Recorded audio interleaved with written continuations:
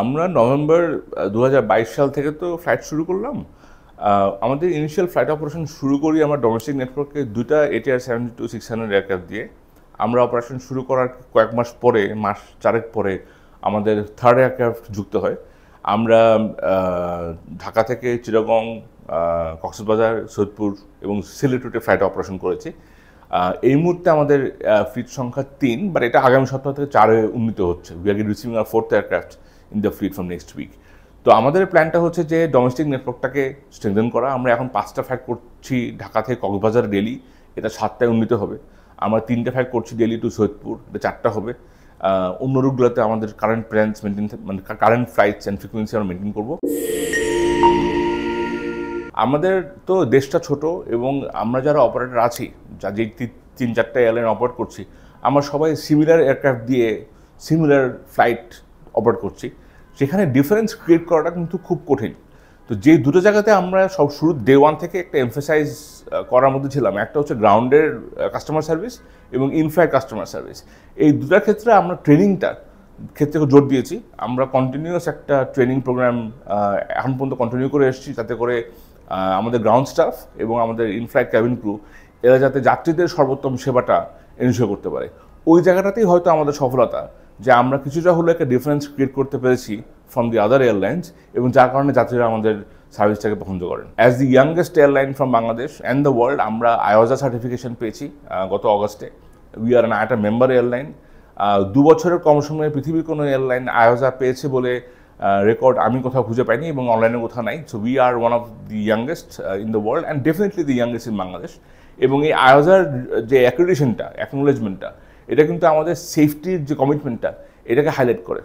So আমাদের first priority হচ্ছে to be safe, and then the second priority that we give is to the comfort of our passengers. এবং that comfort goes to passengers on the flight and on the ground at the same time. আশা করছি আমরা আগামী বছর শুরুর দিকে, hopefully by February-March, আমরা international এক্সপেনশনটাতে যেতে পারবো, যেটা আমাদের ওভারডিউ হয়ে আছে। বা দেশের পরিস্থিতি প্লাস এয়ারক্রাফটের অ্যাভেলেবিলিটির যে সংকটটা ওয়ার্ল্ড ওয়াইড, এইটার কারণে আমাদের এই প্ল্যানটা একটু পিছিয়েছে। বাট আমরা আশা করছি যে despite all the delays, by February March of 2025 we should be able to launch our first international operation.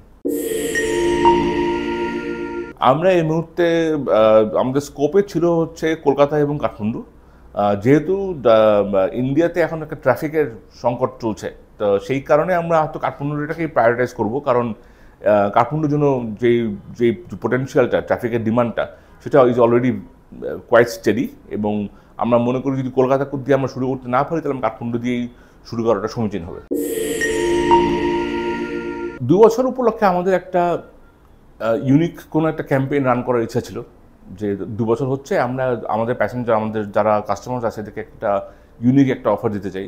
সেই জায়গা থেকে চিন্তাভাবনা করে এই ক্যাম্পেইনটা, আমাদের 3-4টা প্ল্যান ছিল, তার মধ্যে আমরা এই প্ল্যানটাকে এক্সিকিউট করলাম।